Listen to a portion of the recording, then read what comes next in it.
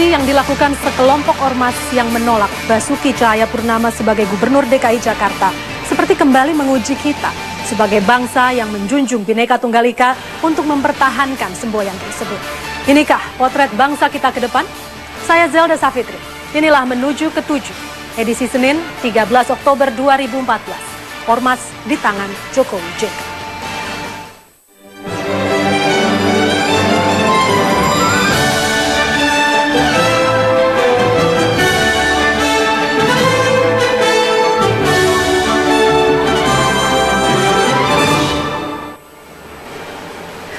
Pemirsa, keberagaman merupakan bagian yang tak terpisahkan untuk bangsa Indonesia. Bagaimana tidak, negara yang terdiri dari lebih dari 17.000 pulau ini memiliki lebih dari 1.100 suku bangsa. Setiap suku bangsa memiliki ciri atau karakter tersendiri, baik dalam aspek sosial maupun budaya. Keberagaman lainnya dari bangsa Indonesia adalah agama dan kepercayaan. Sejarah mencatat, keberagaman ini bisa menjadi kekuatan atau bahkan kelemahan. Saat menjajah negeri ini, Belanda menggunakan politik divide et impera. Politik adu domba ini bertujuan memecah belah kelompok-kelompok besar agar mudah dikuasai.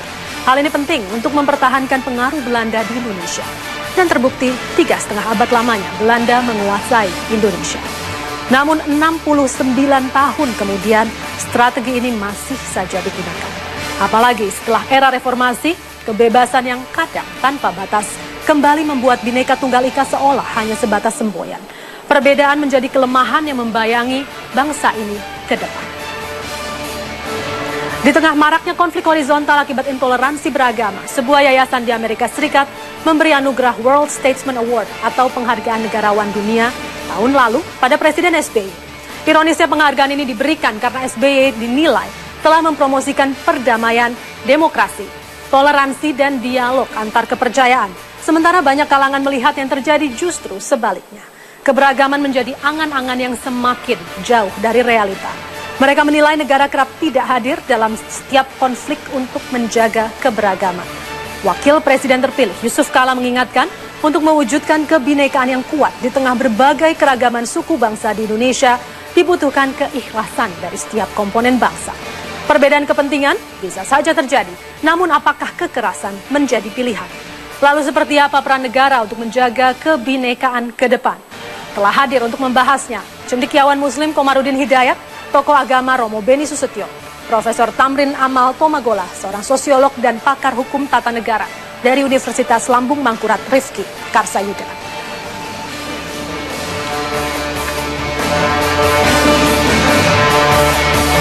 Selamat malam, Bapak-bapak. Selamat datang di Menuju ke 7. Program ini mengulas berbagai permasalahan bangsa dan juga bagaimana 9 agenda prioritas Jokowi JK atau yang dikenal dengan Nawacita bisa menjawab persoalan itu. Malam ini kita membahas khusus tentang ormas di tangan Jokowi JK. Saya mulai dari Pak Komar terlebih dahulu. Ya. Pak Komar, ormas yang sering kali melakukan kekerasan, dari mulai main hakim sendiri, kemudian juga merusak infrastruktur publik, bahkan sampai menghina presiden, tidak juga dibubarkan. Kesannya malah jadi negara yang kalah menghadapi mereka. Apa pendapat Anda? Ya, ini ada 2 dimensi ya. Pertama, dari sisi etika keagamaan, jelas itu tidak mewakili, bahkan menimbulkan rasa malu ketika aspirasi dan simbol agama itu diekspresikan dengan cara yang tidak islami. Justru ormas agama itu pada anggotanya memberikan contoh yang baik, begini caranya menyampaikan aspirasi yang mulia. Dan kepada negara mestinya memberikan kritik dan kontribusi, bukan destruktif. Nah, pada sisi lain ini juga sebagai kritik dan ujian bagi penegak hukum. Jadi negara mesti tegas, apapun etnisnya, apapun agamanya, selama tindakan gerakan itu melanggar undang-undang, melanggar hukum, kemudian masyarakat harus ditindak tegas, ini apapun ujian, ormasnya. Ini ujian bagi penegak hukum dan pemerintah selama ini lolos tidak menurut Anda? Ujian? Apapun ormasnya. Saya melihat sekarang mulai ada tanda-tanda kemajuan keberanian. Maka ini kita tunggu ya bagaimana selanjutnya. Bagaimana selanjutnya? Romo Beni, menurut Anda tapi perlukah mereka dibubarkan? Karena Pak Hashim Muzadi mengatakan sekarang dibubarkan, besok bisa saja muncul dengan nama yang berbeda. persoalannya bukan dibubarkan atau tidak. Oke. Persoalannya apakah negara hadir dan tidak absen. Dari hasil riset Setara selama 10 tahun, intoleransi itu sekitar 315 kasus. Sehingga Setara mengatakan dalam pemerintahan 10 tahun ini, pemerintah tidak mengambil inisiatif untuk menindak pelaku-pelaku kekerasan. Bahkan pelaku-pelaku kekerasan itu mendapat hak imunitas, kebal hukum, sehingga pelaku kekerasan tidak bisa disebut tidak bisa disentuh hukum. Ini berbahaya. Ketika spiral kekerasan itu terus-menerus tidak pernah diputus, maka kekerasan beranak pinak, dan akhirnya kekerasan itu melahirkan sikap-sikap penghancuran, perusakan, dan akhirnya mengancam kepada keutuhan hidup kita sebagai bangsa. Jadi persoalan kita adalah peranan pemerintah.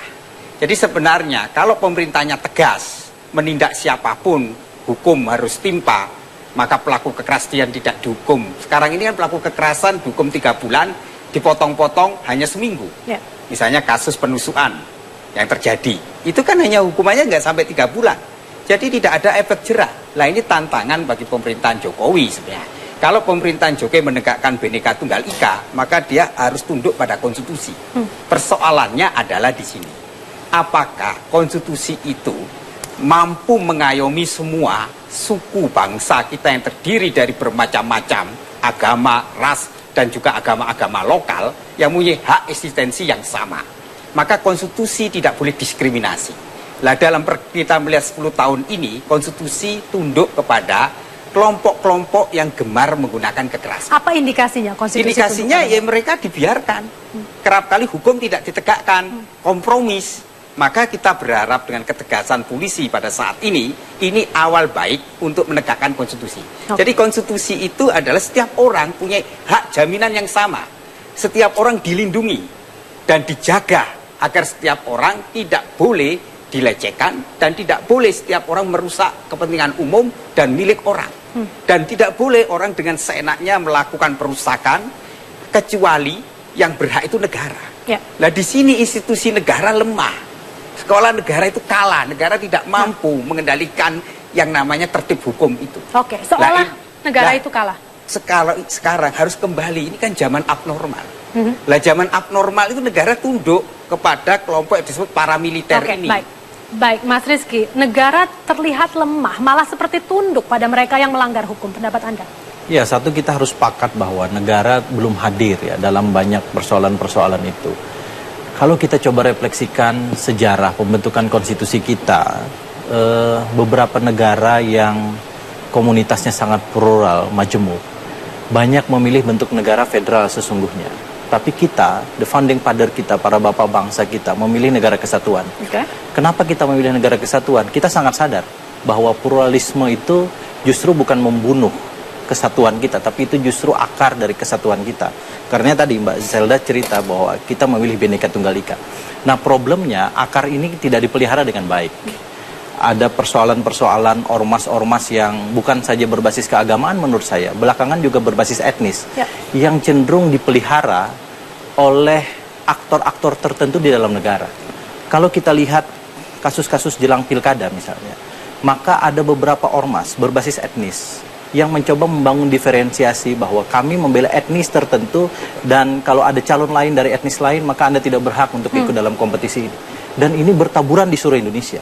Anda bayangkan kalau ormas seperti ini berkontribusi terhadap suksesi di level daerah, termasuk boleh jadi di level nasional, yang akan menjadi kepala daerah diberikan otorisasi untuk menertibkan ormas ini, maka apa yang terjadi? Ormas itu tidak kunjung ditertibkan. Kalau kita bicara norma hukum, sesungguhnya kurang apa kita sekarang? Undang-undang tentang ormas kita punya, dan pemerintah, termasuk pemerintah daerah, diberikan kewenangan untuk memberikan penertiban terhadap ormas itu. Saya kok tidak pernah membaca data bahwa ada ormas yang sekalipun melakukan tindak kekerasan, atau misalnya mengajak orang dalam tanda kutip berperang sara, mengganti posisi kepolisian dan aparatur keamanan lain atas dasar ketertiban umum, ditindak secara serius, paling tidak dibekukan sementara sebagaimana amanah undang-undang. Dan itu menurut saya akarnya karena ormas yang seperti kita bicarakan ini, ormas yang seringkali melakukan tindakan-tindakan di luar hukum itu justru bertali temali dengan kepentingan-kepentingan politik di tingkat lokal dan nasional. Oke, kalau kita lihat dari undang-undangnya, di sini sudah jelas sebetulnya pasal 59 ayat 2 huruf B mengatakan ormas dilarang melakukan penyalahgunaan, penistaan, penodaan terhadap agama dan juga dilarang melakukan tindakan permusuhan terhadap suku, agama, ras dan golongan. Sebenarnya ini saja sudah cukup dan Pemda pun punya kewenangan untuk melakukan sesuatu.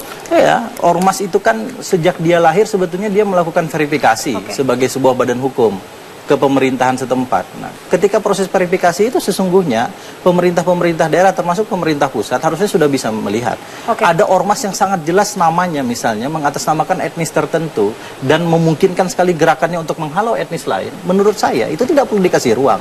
Nah, kita justru melihat itu dipelihara dalam tanda kutip di beberapa tempat. Dipelihara. Pak Tamrin, saya akan ke Anda setelah jeda berikut ini. Kita akan membahas nanti di segmen berikut apa yang sebetulnya terjadi dengan masyarakat kita. Kenapa seolah justru tindakan-tindakan seperti ini tidak banyak juga yang mendukung loh Pak. Tidak sedikit juga yang mendukung maksud saya. Kenapa perbedaan seolah jadi sesuatu yang tidak lagi bisa diterima. Kita akan bahas sesaat lagi di Menuju ke 7.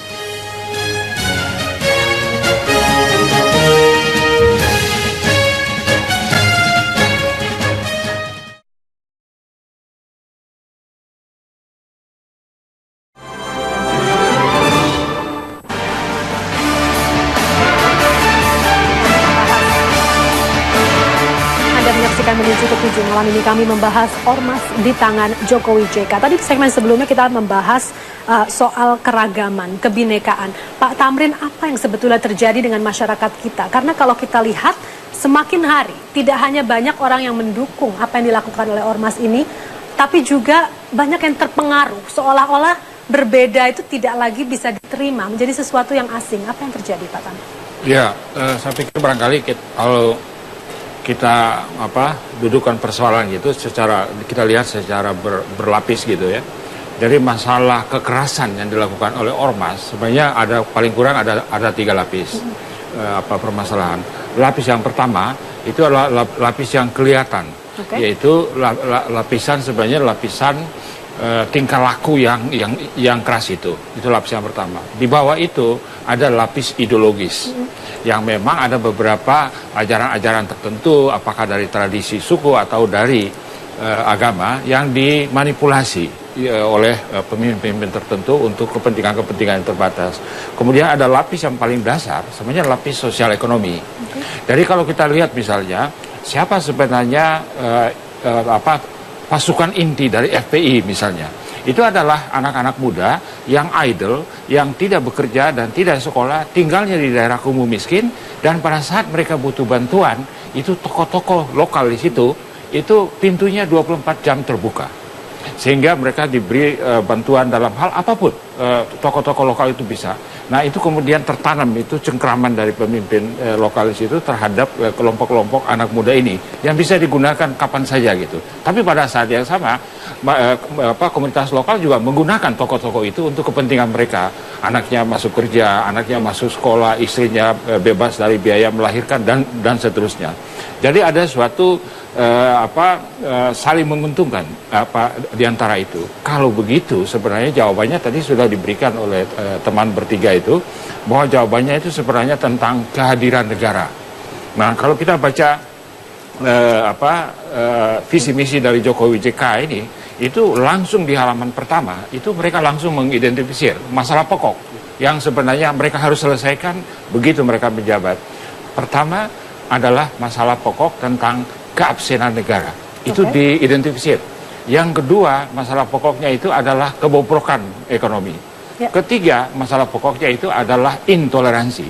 Jadi masalah ini bagi Jokowi dan JK di tangan mereka nanti, itu sudah bukan hal yang asing. Mereka sudah tahu duduk persoalannya. Kuncinya adalah kehadiran negara, kebobrokan ekonomi, dan intoleransi dalam kebinekaan.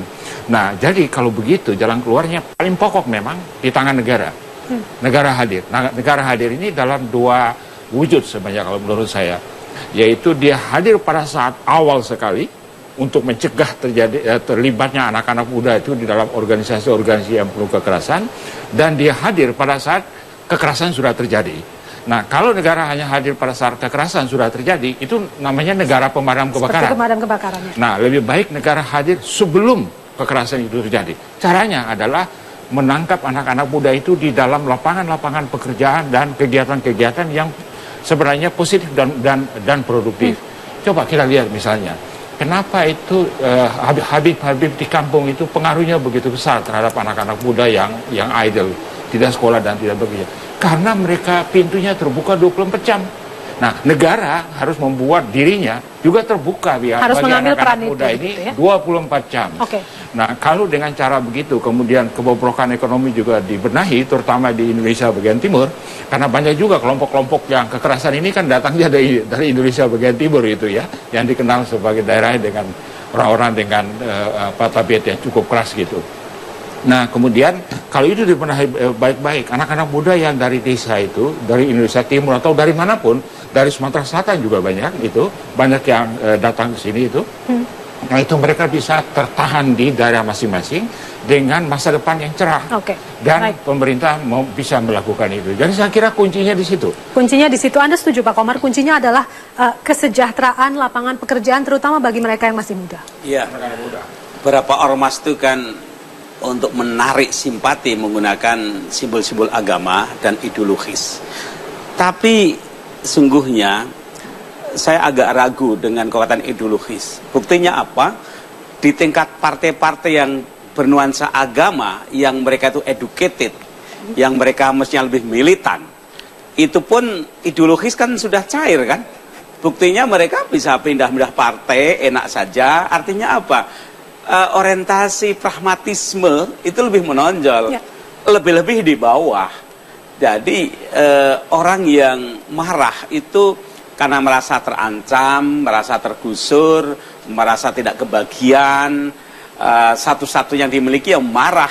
Ketika marah sendiri nggak wibawa, ya ngejak teman-teman yang lain untuk marah. Nah, yang agak menyedihkan kan begini, sungguhnya mereka yang selama ini kecewa, tergusur, putus asa, mereka memanfaatkan forum demokrasi. Tapi sungguhnya mereka itu bahkan bisa membunuh demokrasi itu sendiri. Jadi era demokrasi ini sebagian dimanfaatkan oleh orang-orang yang anti demokrasi.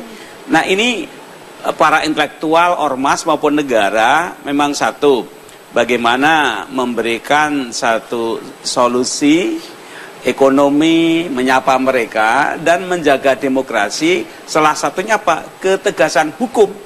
Orang yang menggunakan simbol-simbol agama itu, saya tidak bayangkan itu akan terjadi di Saudi misalnya. Gitu. Wah, udah habis tuh disikat oleh polisi-polisi di Saudi gitu. Walaupun mereka sebagian pakai pakaian seperti mereka. Itu. Nah, artinya saya salut. Tentu ada yang salah pada negara. Kalau saja tidak ada alasan untuk marah, mereka nggak akan marah. Misalnya korupsi, ketidakadilan. Jadi tolonglah ke depan, negara ini juga jangan menciptakan hal-hal yang menjadi sasaran tembak bagi orang-orang yang nanti akan menggunakan sentimen etnis, agama, dan sebagainya. Oke, Romo, apa pendapat Anda? Ya, pentingnya politik kesejahteraan kan di sini ya. Tapi itu kan tidak bisa jangka pendek. Nah, iya, maka politik kesejahteraan itu harus diupayakan. Kalau Jokowi mengadakan revolusi mental, sebenarnya kan revolusi mental itu yang paling mendasar adalah revolusi mental birokrasi kita. Bagaimana birokrasi lebih efisien, birokrasi tidak korup, tidak manipulatif, dan birokrasi melayani publik. Persoalan kita ini kan ini negeri mafia. Jadi kita ini sebenarnya untung pedagang perantara, baik mafia pangan, mafia migas, dan mafia pajak. Jadi negara ini dikorup oleh kepentingan kelompok kecil yang disebut grup think ini. Ini yang mendikte cara berpikir, berperilaku, dan berrelasi. Sehingga kelompok kecil ini yang menciptakan kesenjangan sosial yang luar biasa. Jadi kalau pakai teorinya Maslow, kalau kebutuhan pangan sandang tercukupi, orang bisa mengaktifasi dirinya menjadi kreatif, maka orang tidak mudah dalam arti mau melakukan kekerasan itu. Kekerasan itu terjadi karena apa? Aktualisasi diri tidak bisa mengaktualisasi dirinya karena dia kelaparan. Karena dia mengulangi kekurangan. Maka ini yang ditangkap oleh kelompok-kelompok radikal itu. Kemudian mereka mendapatkan yang disebut identitas diri. Lah persoalan ini ada persoalan kesenjangan. Jadi kalau Jokowi mau revolusi mental, ini sebenarnya di sini. Jadi ada perubahan mindset, cara berpikir bertindak benar kita. Bagaimana sekarang birokrasi itu menjadi ramping. Ini tantangan Jokowi. Ya. Jadi kalau Jokowi mampu membangun sebuah politik kesejahteraan yang berdasarkan prinsip di sini gotong royong. Gotong royong itu hanya mungkin terjadi kalau ada prinsip-prinsip solidaritas, kesejahteraan kawan, dan subsidiaritas. Sudah itu mengatakan yang kuat itu jangan menindas yang lemah. Yang terjadi sekarang ini, yang kuat menindas yang lemah, maka terjadi marginalisasi. Contoh, dulu di kampung-kampung itu masih banyak orang berjualan, tapi digeser dengan korporasi besar. Sekarang di kampung-kampung muncul supermarket itu. Akhirnya apa? Mereka akhirnya termarginalkan. Jadi harus ada kebijaksanaan ekonomi yang jelas. Jokowi berpihak pada mereka yang kecil. Ya. Lah ini yang diingatkan oleh Soekarno-Hatta, ekonomi konstitusi. Kalau ekonomi konstitusi itu dijunjung tinggi menjadi kebijakan kita, maka kesejahteraan akan muncul, kekerasan akan berkurang. Jadi sebenarnya spiral kekerasan itu bisa diatasi dua. Pertama, memang harus ada tindakan tegas hukum, tapi tidak cukup. Tapi juga harus ada politik will, yaitu mengatasi kesenjangan sosial. Karena kesenjangan sosial menjadi salah satu pemicu alat untuk membenarkan ideologi kekerasan itu. Jadi spiral kekerasan itu bisa dipotong. Lah ini pertanyaan kita mendasar adalah bagaimana Jokowi ke depan lebih membangun politik kesejahteraan yang mengedepankan yaitu pola untuk hidup sejahtera itu. Kita akan jeda dulu, nanti kita lanjutkan. Pemirsa tetaplah di Menuju ke 7.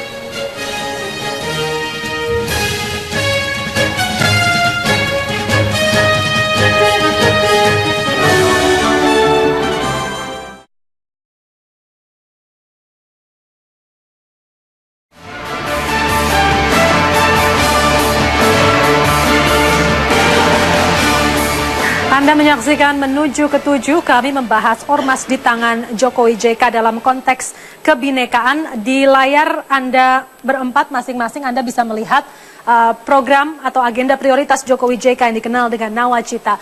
Di sini tertulis kami akan memperkuat kebinekaan dan memperkuat restorasi sosial Indonesia. Kemudian kita lihat lagi isinya, memperkuat pendidikan kebinekaan dan juga ruang dialog. Restorasi sosial untuk mengembalikan ruh kerukunan antar warga dan membangun kembali gotong royong.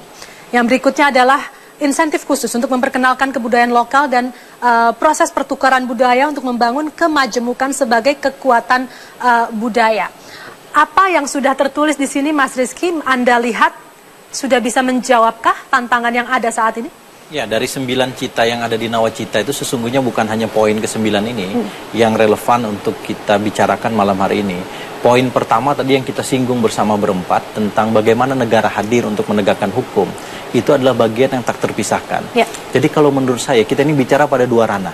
Satu, negara sebagai aktor untuk menyelesaikan persoalan-persoalan ini yang harus dia benahi. Satu, struktur kelembagaannya. Ada angin segar sesungguhnya. Kalau kita bicara ormas-ormas ini, proses verifikasinya dan pemberian sanksi tertulis administratif itu ada di Kementerian Dalam Negeri. Nah, stakeholdernya biasanya ada di Dirjen Kesbangpol Linmas. Per 2015 setahu saya, Kesbangpol yang ada di kabupaten kota plus provinsi itu ditarik menjadi instansi vertikal. Karenanya ini akan menjadi ujung tombak bagi pemerintahan Jokowi melalui Menteri Dalam Negerinya untuk memastikan bahwa persoalan-persoalan ini mudah dideteksi. Satu. Yang kedua, dalam konteks kelembagaan pula saya kira Kementerian Hukum dan HAM yang selama ini belum pernah memberikan catatan positif ya untuk memberikan sanksi tegas terkait ini, harusnya berani untuk mengajukan beberapa ormas yang nyata-nyata terbukti secara hukum untuk dalam tanda kutip dicabut hak badan hukumnya sebagai ormas. Ini penting untuk menegaskan bahwa negara dengan segala sistem hukumnya itu hadir di tengah kita. Yang kedua, saya kira masyarakat sebagai bagian dari proses ini juga perlu dilakukan edukasi. Nah, inilah cita yang ke-9 dari Nawacita saya kira. Bagaimana revolusi mental itu juga bisa menyentuh soal-soal kebinekaan. Bagaimana dialog antar budaya, antar etnis, antar agama dan seterusnya bisa dilakukan. Bahkan kurikulum ke depan menurut saya juga harus memuat soal-soal ini. Baik pada level sekolah dasar menengah termasuk di perguruan tinggi. Nanti mungkin Prof. Komar akan bisa menambahkan soal ini. Betapa pentingnya revolusi mental bukan hanya soal bagaimana membangun kepercayaan diri dan daya saing, tapi juga soal bagaimana menyadari kebinekaan sebagai sebuah kekuatan bangsa. Peran pendidikan formal di sini, Pak Komar, seberapa pentingnya? Karena kita ingat dulu, kita belajar PMP, kemudian PPKN, tapi belum tentu itu yang menjadi dasar kita untuk bertindak. Mungkin saja itu pendidikan di rumah yang lebih membekas begitu. Di Indonesia itu kebinekaan itu belum diwujudkan dalam konten dan kebijakan pendidikan. Jadi selama ini kalau bicara kebinekaan itu referensi kita kan secara antropologis bahwa bangsa ini beraneka ragam etnis, agama, budaya. Tapi sesungguhnya setelah setiap merdeka sekian tahun ya, kebinekaan itu diwujudkan dalam proyek-proyek unggulan dari berbagai-bagai kebinekaan suku, wilayah, etnis gitu. Dan demikian Bhinneka itu memunculkan prestasi-prestasi keragaman dari berbagai bangsa ini. Nah, oleh karena itu pemerataan pendidikan, anggaran dan sebagainya menjadi sangat penting. Sekarang adanya desentralisasi dalam pendidikan, itu ada wilayah yang surplus guru-gurunya bagus-bagus, tapi kemudian ada daerah yang minus guru-gurunya. Karena kemudian adanya desentralisasi, orang yang udah bertahun-tahun tinggal di situ tiba-tiba menjadi warga negara nomor 2. Ini bukan putra daerah. Ya. Kemudian ada orang karena putra daerah padahal tidak kompeten jadi kepala sekolah, menjadi dinas dan sebagainya. Jadi kebinekaan bukannya malah disemai, dijaga, ditumbuhkan sehingga terjadi satu pemerataan kualitas, tapi sekarang ini malah kemudian ada yang terbunuh gitu. Jadi ini membutuhkan betul satu kebijakan. Dan lagi gini, saya ingin ya bahwa pendidikan sekolah itu bergairah gitu. Sekolah itu semangat, ada tantangan, tapi ada kegairahan, ada competitiveness antar daerah. Yang ada sekarang ini kan kalau anak sekolah udah kelas 3, itu kan murid bimbel, bukan murid anak sekolah. Yang menguasai itu bimbel bagaimana nanti untuk ujian mengalahkan matematika, bahasa Inggris dan sebagainya. Tapi kehilangan ekspresi antusiasme dari budaya-budaya yang ada. Jadi kreativitas, kemerdekaan, spontanitas ini semakin terkikis. Dan itu dibutuhkan untuk mereka bisa memahami perbedaan-perbedaan ini. Iya, jadi benih-benih yang untuk menyangga kebinekaan kita dalam konteks pendidikan, kok semakin kurus tergusur ini. Baik, Pak Tamrin, anggapan Anda? Iya, saya pikir ada beberapa program konkret ya. Kalau misalnya kita analisa situasi, kita sudah tahu situasinya bahwa makin ormas-ormas itu makin beringas, ada ormas etnis atau ormas itu makin, kita sudah tahu itu. Kemudian sebabnya juga kita sudah tahu bahwa negara tidak hadir. Negara tidak hadir pada saat pencegahan dan pada saat penanganan gitu. Nah, sekarang sebenarnya yang penting bagi kita adalah mengusulkan kepada Pak Jokowi dan JK karena mereka baru mempunyai nawacita yang masih sangat umum. Nah, sehingga kita harus usulkan program-program konkret. Program konkret untuk merawat kebinekaan supaya itu bisa tetap terjaga, terbangunnya toleransi antar kelompok di dalam masyarakat. Saya kira betul pertama-tama adalah lewat pendidikan. Nah, dalam pendidikan itu ada beberapa terobosan yang bisa dilakukan. Misalnya ya, jadi paling kurang atau paling lambat di tingkat mahasiswa di universitas itu mereka yang mengikuti pelajaran agama itu mestinya bebas untuk memilih. Ya, karena kita bisa tahu bahwa agama A itu mengajarkan ini, agama B itu mengajarkan ini, agama C itu mengajarkan ini. Kemudian sistem dalam agama A itu begini, agama B itu begini. Misalnya kita yang Muslim, kita tidak pernah tahu dan banyak yang tidak tahu bahwa orang pergi ke gereja di dalam satu dalam kalangan Kristiani itu keanggotaan mereka itu aktif. Jadi misalnya almarhum Asmarana Baban itu rumahnya di Tebet sini, tapi gerejanya di Tangerang. Kenapa? Karena dia terdaftar di sana secara aktif. Nah, kalau orang di lingkungan Tangerang mempersoalkan, orang ini bukan orang penghuni di sini, kok kenapa dia datang ke gereja itu? Nah, itu kan berarti kita tidak tahu. Jadi saya kira pada tingkat mahasiswa mestinya ada keterbukaan itu. Di Makassar sudah dimulai beberapa pastor dan beberapa pendeta juga mengajar di IAIN. Sehingga mahasiswa-mahasiswa IAIN itu tahu, oh begitu orang-orang Katolik melihat permasalahan dunia, permasalahan ketuhanan dan sebagainya. Nah, itu saya kira perlu dirintis secara konkret. Kemudian di daerah Sulawesi Utara itu sudah ada tukar-menukar di antara kalangan murid-murid di SMA yang berbeda agama dan suku untuk saling camping bersama. Nah, camping bersama itu manusia itu kan kerekatan sosial. Kalau kita sering bersama dan kita mengenali cita rasa dari teman-teman yang berbeda itu, kita makin paham. Oh begitu tuh. Kenal maka tak sayang gitu ya pepatahnya. Okay. Nah itu yang pertama dalam bidang pendidikan. Saya hanya meneruskan yang sudah dimulai oleh Pak Komarudin. Nah kemudian yang kedua yang juga penting adalah di dalam bidang pekerjaan.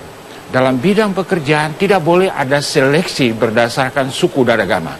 Nah ada beberapa kecenderungan, saya amati beberapa kecenderungan di Jakarta, di Medan, di Lombok, itu ada kecenderungan menyeleksi pegawai dengan latar belakang agama atau suku tertentu.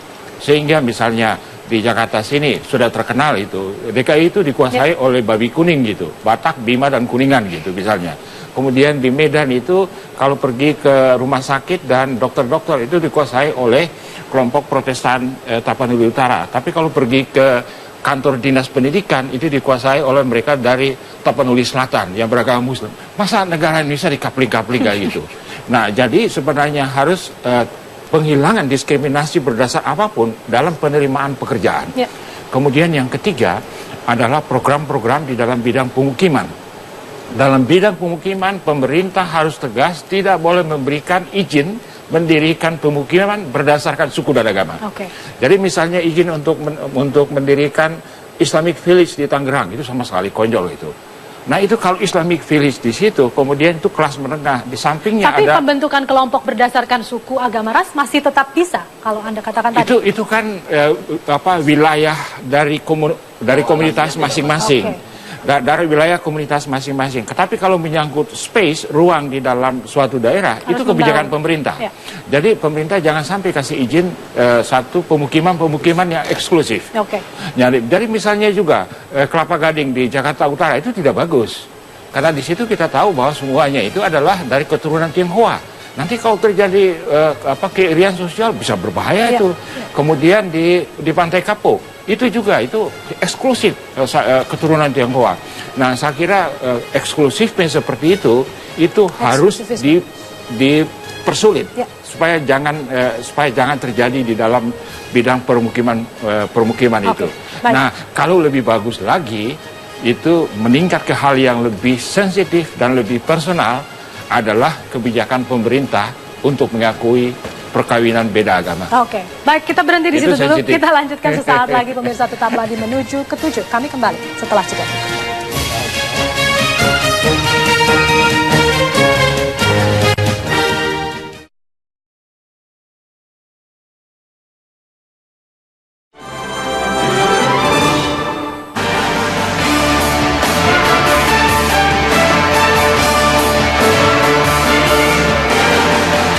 Anda kembali menyaksikan Menuju ke-7. Kami masih membahas ormas di tangan Jokowi JK. Ini adalah segmen terakhir. Saya ingin dengar dari keempat narasumber yang ada di sini. Kita kembali lagi ke apa yang harus dilakukan terhadap ormas ini. Saya mulai dari Romo Beni. Yang pertama, negara harus tegas. Negara tidak boleh membiarkan kekerasan itu merajalela. Aturannya kan ada, tapi jelas. Maka Mendagrinya malah bilang mereka makanya, aset. Sekarang bolanya kan di tangan presiden. Kalau presiden konsisten, dia memperkuat peraturan, bahwa peraturan itu sesuatu yang harus ditaati setiap warga negara, selesai.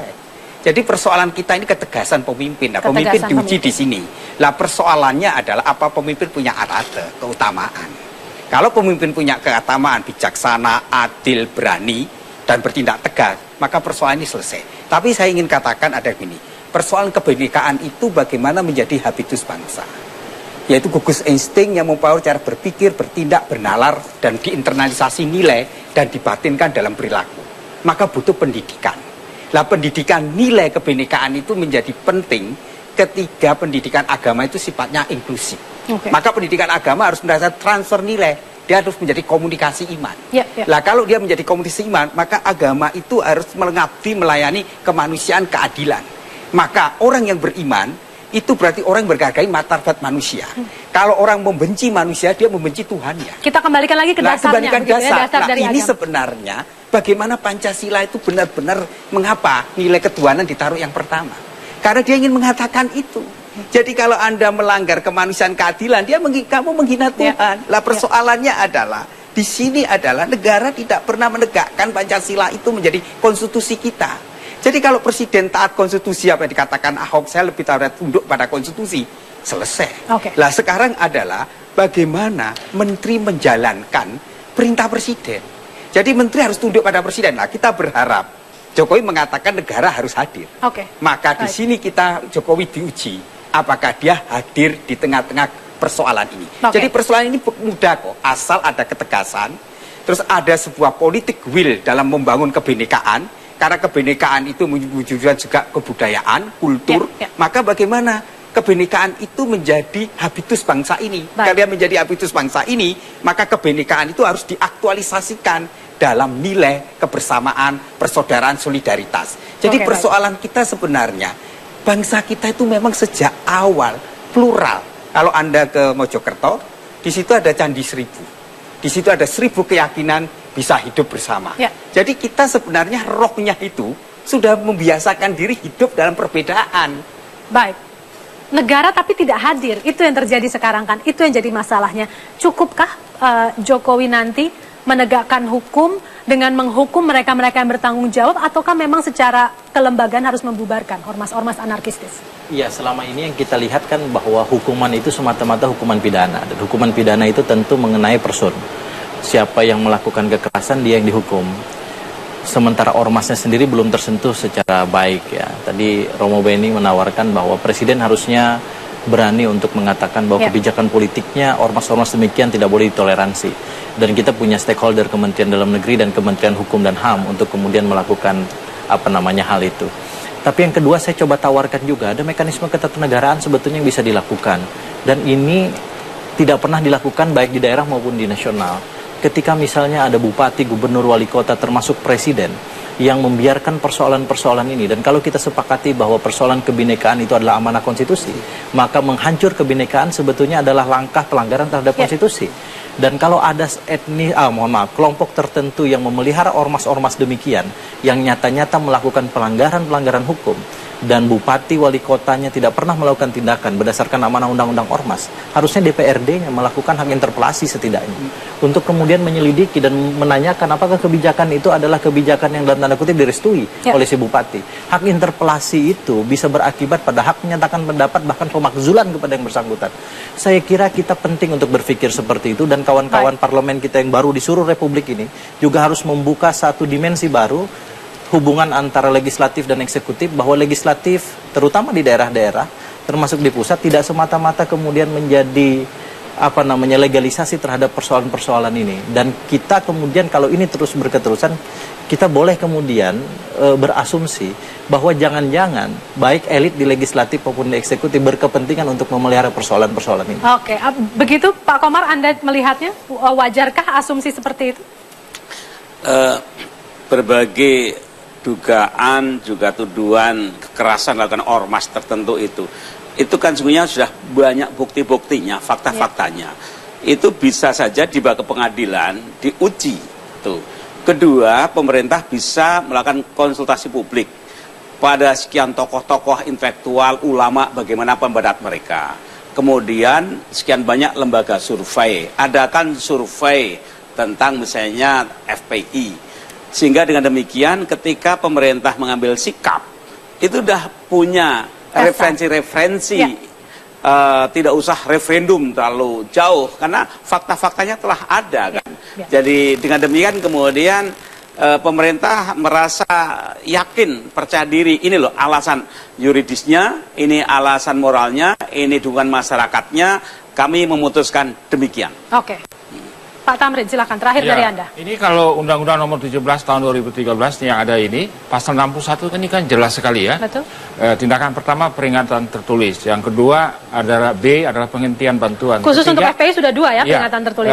Penghentian sementara kegiatan. Sebenarnya untuk FPI itu A dan B sudah lewat. Jadi sekarang sebenarnya sudah masuk ke C, yaitu harus ada suatu upaya yang tegas, dan saya pikir barangkali lebih baik Kapolri yang sekarang atau Kapolri yang akan datang, kemudian para jaksa yang akan bertugas segera tangkap sinyal dari Jokowi bahwa dia tidak seperti SBY, dia akan bertindak tegas.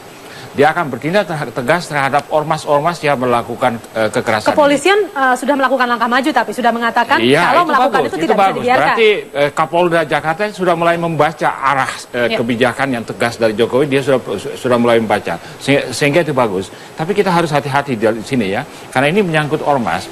Ada suatu prinsip umum bahwa dalam negeri yang maju, organisasi masyarakat yang banyak itu bagus. Nah, kemudian tidak boleh dibubarkan dengan semena-mena. Jadi pertama, kalau pelanggaran lalu lintas ditindak sebagai pelanggaran lalu lintas. Dia melakukan tindakan kriminal, ditindak secara kriminal. Tapi kalau ada pimpinan yang terlibat seperti yang terjadi waktu demo terhadap Ahok, kalau pimpinannya terlibat dan itu hasil keputusan rapat resmi dari FPI, maka FPI-nya kena. Bukan lagi oknumnya. Bukan lagi oknum. Itu harus segera Menteri Hukum dan HAM bertindak, ajukan ke pengadilan. Kalau sampai terbukti dengan sah dan meyakinkan, bubarkan. Oke, baiklah. Sayang sekali waktu kita sudah habis. Namun terima kasih kepada Pak Tamrin, Mas Rizky, pada Pak Komar dan juga Romo Beni. Selamat malam. Terima kasih untuk kehadiran Anda dan pemirsa. Terima kasih juga kami ucapkan karena Anda telah bersama kami. Sampai jumpa.